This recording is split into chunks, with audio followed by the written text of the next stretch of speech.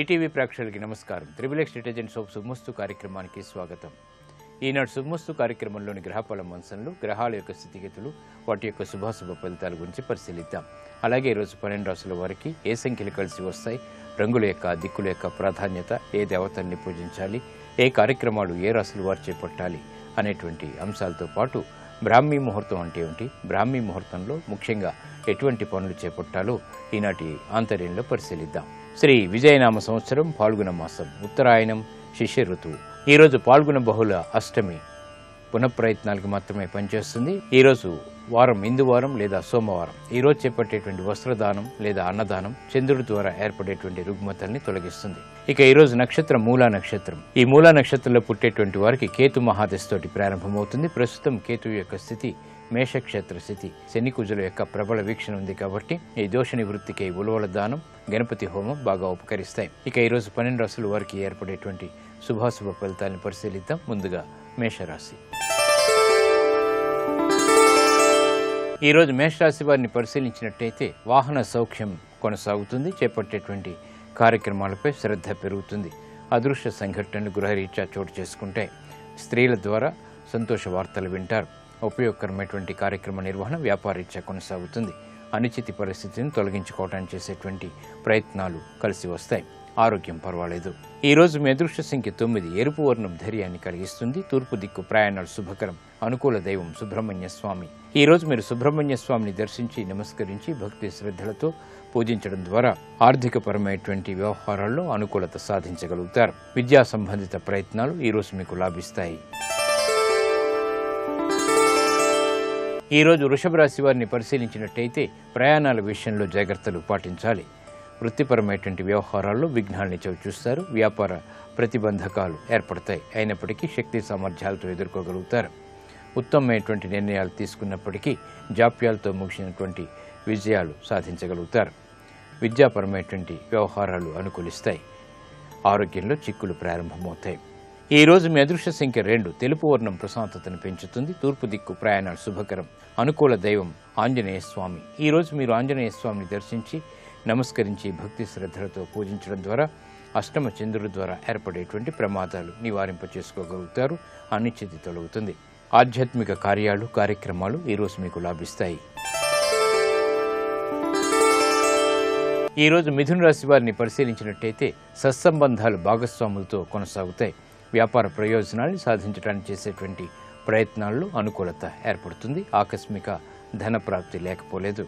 నూతన కార్యక్రమాలు వేగవంతంగా విద్యాపరంగా ప్రారంభించగలుగుతారు. ఆర్థిక అభివృద్ధికి చేపట్టేటువంటి కార్యక్రమాల్లో ఆత్మవిశ్వాసం పెరుగుతుంది. గృహ విషయాలు అనుకూలిస్తాయి.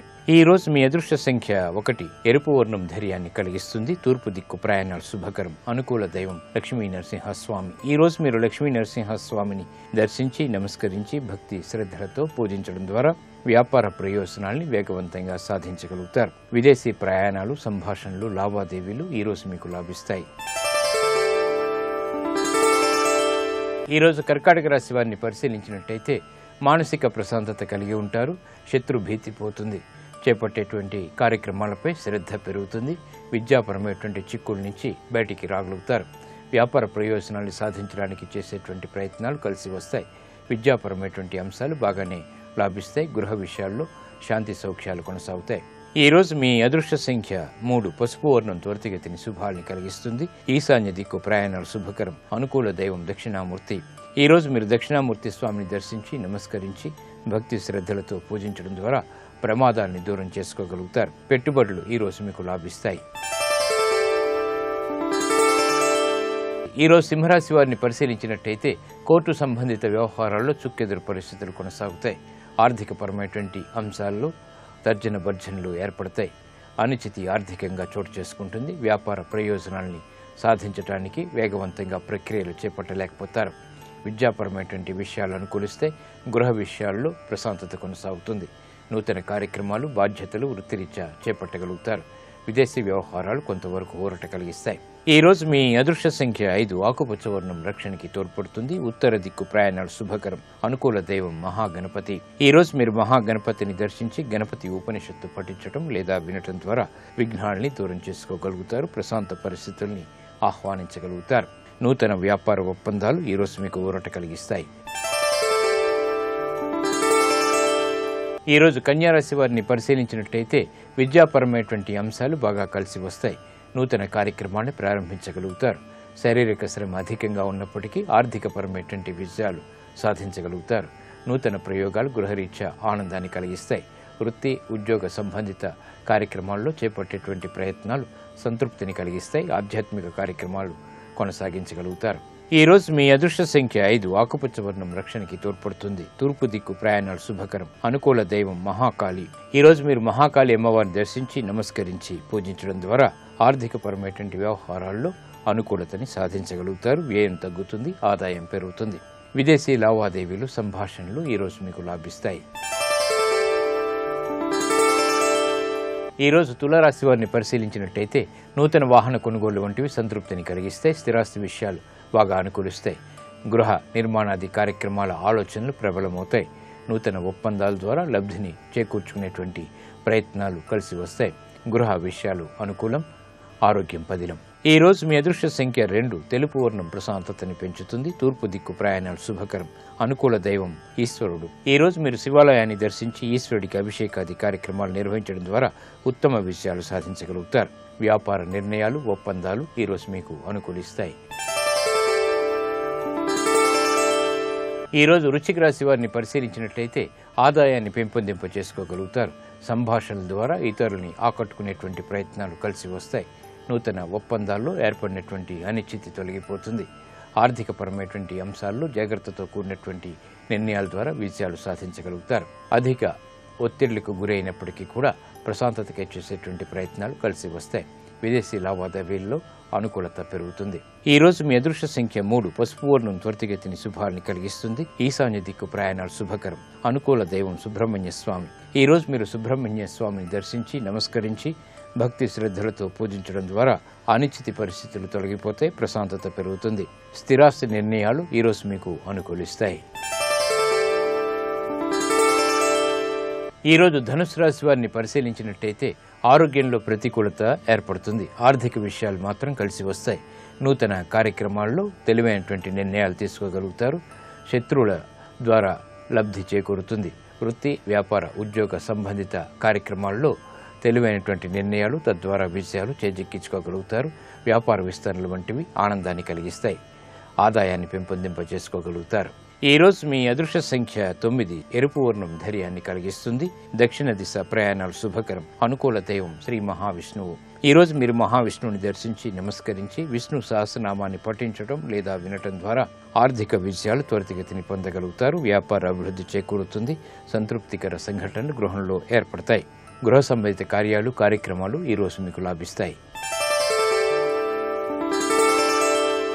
ఈ రోజు మకర రాశి వారిని పరిశీలించినట్టయితే ఆత్మవిశ్వాసం పెరుగుతుంది. చేపట్టేటువంటి కార్యక్రమాల్లో శ్రద్ధ ఏర్పడుతుంది. అవగాహనతో కూడినటువంటి కార్యక్రమ నిర్వహణ తద్వారా విజయాలు చేజిక్కించుకోగలుగుతారు. నూతన ప్రయోగాలు ఫలిస్తాయి. ఉద్యోగ ప్రయత్నాలు ఫలిస్తాయి.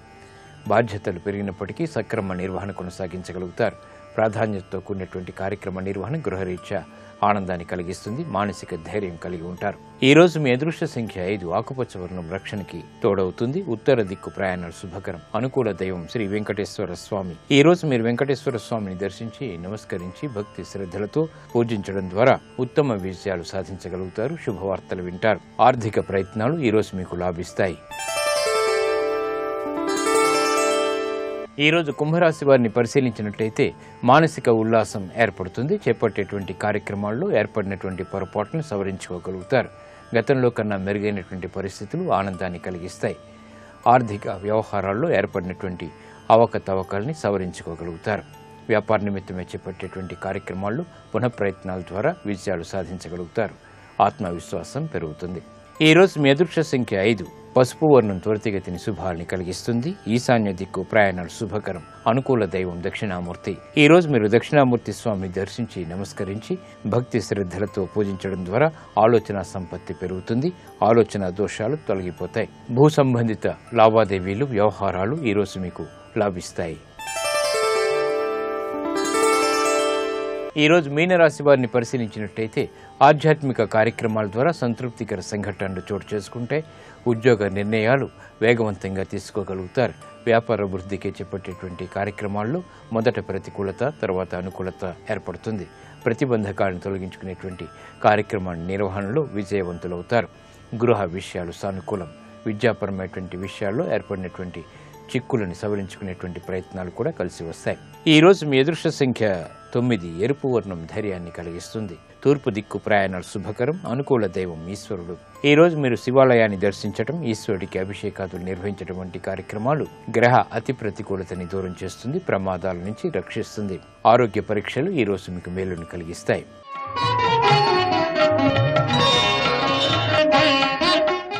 బుద్ధితో చేపట్టేటువంటి కార్యక్రమాలు సత్ఫలితాన్ని కలిగిస్తాయి, ఆలోచన సంపత్తిని కలిగిస్తాయి. బుద్ధితో కూడినటువంటి కార్యక్రమ నిర్వహణ బ్రాహ్మీ ముహూర్తంలో మాత్రమే సుసాధ్యపడుతుంది. బ్రాహ్మీ ముహూర్తం అంటే ఏమిటి? బ్రాహ్మీ ముహూర్తంలో ఎటువంటి పనులు చేపట్టాలో పరిశీలిద్దాం. మనిషి ఆరోగ్యంగా ఉంటేనే ఏ పనైనా కూడా చేయగలుగుతాడు.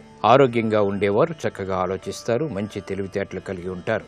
ఆరోగ్యంగా ఉండటం కోసం కొన్ని నియమాల్ని పాటించాలి. ఆ నియమాల్లో ప్రధానంగా పాటించవలసింది బ్రాహ్మీ ముహూర్తంలో నిద్రలేవటం. బ్రాహ్మీ అంటే సరస్వతి, అంటే మనలోని బుద్ధి. బుద్ధి ప్రబోధం చెందేటువంటి సమయం కనుక దీన్ని బ్రాహ్మీ ముహూర్తం అంటారు. ప్రశాంతంగా ఉండే ఈ సమయంలో బుద్ధి చక్కగా వికసిస్తుంది. సూర్యకిరణాలలో ప్రాణశక్తి నిండి ఉంటుంది. బ్రాహ్మీ ముహూర్తంలోనే సూర్యుడు తన వేల కిరణాలతో వెలుగుని ప్రసరింపచేస్తాడు. అందుకని ఈ సమయంలో నిద్ర లేచినట్లయితే శరీరం, మనస్సు శక్తివంతమవుతాయి. అంతేకాదు రాత్రి అంతా కూడా చంద్రకిరణాల నుంచి, నక్షత్ర కిరణాల నుంచి ప్రసరించినటువంటి అమృతాన్ని గ్రహించి ఉషకాలంలో గాలి వీస్తూ ఉంటుంది. ఈ అమృతంతో నిండినటువంటి గాలిని వీరవాయువుని అంటారు. ఈ గాలి వల్ల శరీరం ఆరోగ్యంగా, ముఖం తేజోవంతంగా, మనసు ప్రశాంతంగా ఉంటుంది. ప్రాతకాలంలో దేవతలు ప్రసన్నులై బలవంతులై ఉంటారు. ఆ బలమే విశ్వవ్యాప్తమై ఉంటుంది. బ్రాహ్మీ ముహూర్తంలో నిద్రలేస్తే దేవతల, పితరుల బలాన్ని పొంది ఆరోగ్యంగా ఉంటాం. బుద్ధితో కూడినటువంటి కార్యక్రమ నిర్వహణ, తద్వారా విజయాలు చేజెక్కించుకుంటాం. ఇది నేటి ఆంతర్యం. ఇప్పుడు గ్రహయోగంలో గ్రహాల యొక్క స్థితిగతులు, ఈరోజు ముఖ్యంగా చేపట్టవలసినటువంటి కార్యక్రమాల గురించి తెలుసుకుంటారు. నేటి గ్రహయోగాన్ని పరిశీలించినట్లయితే ప్రధానంగా చంద్రుడు మిత్రక్షేత్రమైన ధనుస్సు రాశిలో సంచరిస్తున్నాడు. చంద్రుడి బలాన్ని ద్విగుణీకృతం చేయటానికి శివలింగానికి పెరుగుతో అభిషేకం చేయటం, గన్నేరు పూలతో పూజించటం, అంతేకాకుండా దానిమ్మ పండును, జామ పండును నివేదన చేయటం ద్వారా ఉద్యోగ వ్యాపారాలలో, ఆర్థిక వ్యవహారాలలో చక్కటి పురోభివృద్ధిని సాధించవచ్చు. ప్రధానంగా ఈరోజు ద్వాదశ రాశుల వారు సీతాదేవిని స్మరించుకోవటం, ఓం జనకనందనాయై నమః అనేటటువంటి మంత్రాన్ని వీలైనన్ని సార్లు స్మరించుకోవటం ద్వారా దాంపత్య జీవితంలో చక్కటి పురోభివృద్ధిని సాధించవచ్చు. అంతేకాకుండా ఈరోజు అన్నప్రాసన, అక్షరాభ్యాసం, వ్యవసాయ సంబంధమైనటువంటి సర్వ కార్యక్రమాలను నిర్వహించడానికి అనుకూలమైన రోజుగా చెప్పవచ్చు.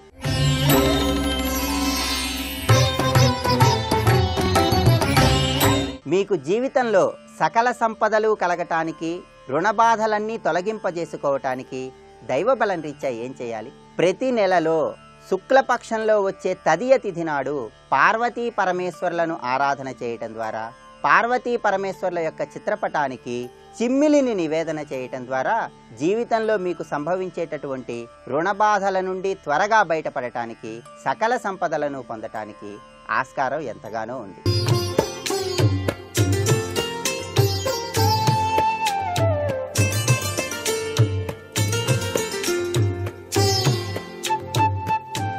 ట్రిపుల్ డిటర్జెంట్ సోప్ శుభమస్తు కార్యక్రమంలో గృహబలం అంశానికి స్వాగతం. చిన్ని వాస్తు నియమాలు మన జీవితంలో అదృష్టాన్ని ప్రసరింపచేస్తాయి. మీరు ఈశాన్య మూలలోనే దేవతా పటాల్ని ఉంచి తూర్పు తిరిగి నమస్కృతాంజలి ఘటిస్తూ నిత్య పూజను ఆచరించడంలో తప్పు లేదు. కానీ పెద్ద భారీ విగ్రహాలు ఉన్నటువంటి వాళ్ళు వాయువ్య మూల ఆ దేవతా మందిరాన్ని ఉంచి దానిలో ఆ విగ్రహాల్ని ఉంచి ఆ విగ్రహాలు తూర్పుకు చూస్తూ ఉన్నట్టుగా గనక ఉంచినట్లయితే కొంత లాభదాయకమైనటువంటి ప్రభావాన్ని పొందవచ్చు. ఎందుకంటే బరువైనటువంటి విగ్రహాలు మాత్రం ఈశాన్య మూల ఉన్నటువంటి దేవతా మందిరంలో ఉంచటం మంచిది కాదు. అసలు దేవతా మందిరంలో ప్రతి వారు కూడాను తమ బొటను వేలంత సైజులో ఉన్నటువంటి వెండి విగ్రహాలు గాని, రాగి విగ్రహాలు గాని, పంచలోహ విగ్రహాలు గాని, ఇత్తడి విగ్రహాలు గాని పెట్టి పూజలు చేసుకోవచ్చు. వయస్సు యొక్క ప్రభావాన్ని బట్టి వెలిగించే కుందుల ఎత్తు కూడా అత్యధికంగానే ఉండాలి అనే విషయాన్ని కూడా ఇక్కడ గుర్తుపెట్టుకోవాలి. చిన్న చిన్న కుందుల్లో దీపారాధన చేయటం అంత శ్రేయోదాయకమైన ప్రభావాన్ని ఇవ్వదు. ఇక వంట విషయానికి వచ్చేటప్పటికల్లా ప్రతి వారికి తెలిసింది ఆగ్నేయం. ఆగ్నేయం మూల వంట ఎలా చేయాలి అనే విషయాన్ని కూడా గుర్తుపెట్టుకోవాలి. వంట ఆగ్నేయంలో చేయాలి అన్నది వాస్తు నియమం అయినప్పటికీ పొయ్యిని పూర్తిగా ఆగ్నేయ మూలలో తూర్పు దక్షిణ గోడలకు ఆనించి వంట చేయటం సరి అయినటువంటి ఫలితాన్ని ఇవ్వదు అనే విషయాన్ని ఇక్కడ గుర్తుపెట్టుకోవాలి. తూర్పుకు అభిముఖంగా నిలబడి గాని కూర్చొని గాని వంట చేయవచ్చు. తూర్పు గోడకి గూడులా కట్టి ఆ గూడులో స్టవ్ పెట్టి వంట చేయటం కూడా సరైనటువంటి పద్ధతి కాదు సుమా అనేటువంటి విషయాన్ని ఇక్కడ గుర్తుపెట్టుకోవాలి. ఈశాన్యంలో నీళ్లు ఉండకూడదా అని చెప్పేసి చాలా మంది భావిస్తూ ఉంటారు. ఈశాన్యంలో నీళ్లు ఉండాలి కదా అని చాలా మంది అక్కడ నీళ్లు పట్టి పెట్టే ప్రయత్నం కూడా చేస్తూ ఉన్నారు. అక్కడ బోర్వెల్ గాని, పంపు గాని, బావి గాని లేకపోతే, అవి ఏర్పాటు చేసుకునే అవకాశం కూడా లేకపోతే డ్రమ్ముల్లో నీళ్లు నింపి అక్కడ పెడుతూ ఉన్నారు. అది మంచి ఫలితాల్ని మాత్రం ఇవ్వదు. డ్రమ్ముల్లో నీళ్లు పెట్టి ఈశాన్యంలో పెట్టకూడదు అని ఇక్కడ మనం గుర్తెరగాలి. వాస్తుశాస్త్రరీత్యా చెడు ఫలితాన్ని ఇస్తుంది డ్రమ్ముల్లో గనక నీళ్లు పెట్టి ఈశాన్యంలో పెడితే. ఈశాన్య మూల భూమి లెవెల్ కంటే తక్కువ లెవెల్లోనే నీటిని పట్టి ఉంచాలి. అంటే పంపు లాంటిది కట్టి నీళ్ళని స్టోర్ చేయాలి అనే విషయం ఇక్కడ గుర్తెరగాలి ప్రతి ఒక్కరూ కూడా. కానీ భూమిపైన డ్రమ్ముల్లో నీళ్లను పట్టిపెట్టి ఆ మూల భారం అధికం చేయటం వాస్తు నియమానికి విరుద్ధమైనటువంటి పని అవుతుంది అనేటువంటి విషయం వాస్తు శాస్త్రరీత్యా ఇక్కడ ప్రతి ఒక్కరూ కూడా గమనించాల్సిన ముఖ్యమైనటువంటి విషయం. ఇంత గొప్ప విశేషం ఈశాన్య మూలకు ఉంది. ఈశాన్య మూలలో ఎప్పుడూ కూడా బరువైనటువంటి తొట్లు పైకి మాత్రం ఉంచకూడదు. మీరు తొట్టి అమర్చాలి అనుకుంటే భూమి లోపల లెవెల్ కన్నా కిందకు ఉండాలి. అలా ఉంచి కావాలంటే నీళ్లు నిల్వ చేయండి. ఆ నీళ్లు నిల్వ చేసేటప్పుడు కూడా తూర్పు ఈశాన్యం, ఉత్తర ఈశాన్యం తగలకూడదు. మీరు నిర్మించినటువంటి తొట్టి కొద్దిగా ముందుకి, ఆ గోడ కన్నా కొద్దిగా ముందుకి అమర్చుకొని నీళ్లు అలా ఉంచుకొని మీరు వాడుకోవటంలో ఏమాత్రం దోషం లేదు. ఇంత గొప్ప విశేషాంశాలు ఉన్నాయి. చిన్ని విషయాలే అయినప్పటికీ చాలా విశిష్టవంతమైన తత్వాన్ని ప్రసాదిస్తూ ఉన్నాయి. అలాగే చాలామంది చిన్న చిన్న తొట్లల్లో పూలు పెంచుతూ ఉంటారు. ఆ పూలు ఎక్కడా చోటు లేకుండా తూర్పు గోడ మీద పెడతానంటే చాలా బాగుంటుంది అని చెప్పేసి, అందంగా ఉండాలి కదా అని చెప్పేసి తూర్పు గోడ మీద పెడుతూ ఉంటారు. తూర్పు గోడ మీద ఎప్పుడూ కూడాను అలా కుండీలు పెట్టకూడదు. అది బరువైనట్టు లెక్క. దక్షిణ గోడ కన్నా తూర్పు గోడ పెంచినట్టు లెక్క అవుతుంది. అలాగే ఉత్తర గోడ మీద కూడా పెంచకూడదు. అలా కుండీలు పెట్టి చిన్న చిన్న పూలండి బాగుంటాయండి, చూడటానికి మా ఇంట్లో ఎంట్రన్స్ రాగానే ఆహా ఏం బాగా చేశారండి, పూలు భలేగున్నాయే అని చెప్పేసి లోపలికి వస్తారండి అందరూ అని చెప్పేసి మీరు ఉత్తరం వైపు తూర్పు వైపే కనుక ఆ కుండీలు పూల మొక్కలు కనుక మీరు పెట్టినట్టయితే మీకు ధనయోగంలో కించిత్తు నిరాశ ఏర్పడుతుంది. ఎక్కడ ఏది పెట్టాలో అక్కడే పెట్టాలి. ఇష్టం వచ్చినట్టు పెట్టినట్టయితే చాలా అనర్థాలు వస్తాయి అనేటువంటి విషయాన్ని మాత్రం ఇక్కడ బాగా గుర్తుపెట్టుకోండి. అలాగే పూజ గదిలో అరమారాలు ఉంటాయి కదా, దాంట్లో దేవుళ్ళని పెడతాం. ఆ దేవుళ్ళు పెట్టినటువంటివి చీపిరితో అలా ఓడవకూడదండి, చాలా తప్పు. చిన్న గుడ్డ తీసుకోండి, ఆ గుడ్డతోటి మెత్తగా ఆ మందిరాన్ని చక్కగా శుభ్రం చేయాలి. మీరు పూజ చేసేటువంటి విగ్రహాలు ఉన్నాయే, ఆ విగ్రహాల్ని పండగ సమయంలోను అలాగే గ్రహణం పట్టినటువంటి సమయంలోను తప్పనిసరిగా వాటిని చింతపండు వేసో చక్కగా తోమాలి. వాటన్నిటినీ కూడా పులికాపు అంటారు. స్వామివారి విగ్రహాల్ని పులికాపు చేయటం మాత్రం మరవకండి. ముఖ్యమైన పర్వదినాల్లోనూ అలాగే గ్రహణ సమయాల్లోనూ తప్పనిసరిగా పులికాపు చేయాలి. ఇవన్నీ కూడా పూజా మందిర విషయంలో పాటించవలసిన నియమాలుగా గుర్తుపెట్టుకోండి. ఈశాన్యం పూజా మందిరాన్ని నిర్మాణం చేసేటప్పుడు ఖాళీ ఉంచి నిర్మాణం చేయటం, అక్కడ చక్కటి ముగ్గు కింద భాగాన పూజా మందిరానికి వేసేటువంటి ఏర్పాటు చేసుకోవటం, ఆ ముగ్గు పైన స్వస్తిక్ గుర్తు వేయటం, ఆ స్వస్తిక్ గుర్తు పైన మీరు వెలిగించేటువంటి దీపారాధన కుంది పెట్టేటువంటి స్థానంలో ఒక ప్లేటు అమర్చడం, ఆ ప్లేటు పైన కుంది ఉంచటం, కుందిలో మొట్టమొదటిసారిగా నూనె పోయటం, తర్వాత ఒత్తులు వేయటం చేయాలి. ఇలా గనక చేసినట్టయితే సర్వే సర్వత్రా శుభదాయకమే అవుతుంది. నేటి వాస్తు సందేహాన్ని గనక పరిశీలన చేసినట్లయితే జీవితంలో ఉత్తమోత్తమైనటువంటి అభివృద్ధి ప్రగతి సాధించడానికి ఏ తీరున ఎటువంటి నియమం పాటించాలి అన్నది ప్రశ్న. మానవుడై పుట్టిన ప్రతి ఒక్కరూ కూడాను తమ ఆశలు, ఆశయాలు, కోరికలు సాధించుకోవాలని, ప్రగతి పదంలో ఉన్నతమైనటువంటి స్థితిని పొందాలని చెప్పేసి భావన చేస్తూనే ఉంటాడు. ఇలా ఉన్నతమైనటువంటి స్థితిని పొందాలంటే తప్పనిసరిగా ప్రతి వ్యక్తికి దైవ బలం తోడుండాలి. ఆ దైవ బలంలో తోడు కోసం లక్ష్మీదేవి యొక్క కటాక్షం కూడా చాలా అవసరం. ఈ లక్ష్మీదేవి కటాక్షం కోసం లక్ష్మీదేవి అర్చన తప్పనిసరిగా ప్రతి ఒక్కరూ కూడాను చేసి తీరాలి. ఆ లక్ష్మీదేవిని అర్చించేటువంటి విధి విధానంలో కూడాను పద్మప్రియే అన్నారు కాబట్టి పద్మ పుష్పాలతో తల్లిని ఆరాధన చేయటం సర్వే సర్వత్రా శుభదాయకం. మరికొన్ని ముఖ్య విషయాలు రేపటి శుభమస్తు కార్యక్రమంలోని గృహబలం అంశంలో తెలుసుకుందామా? మరి సర్వే జనా సుఖినో భవంతు.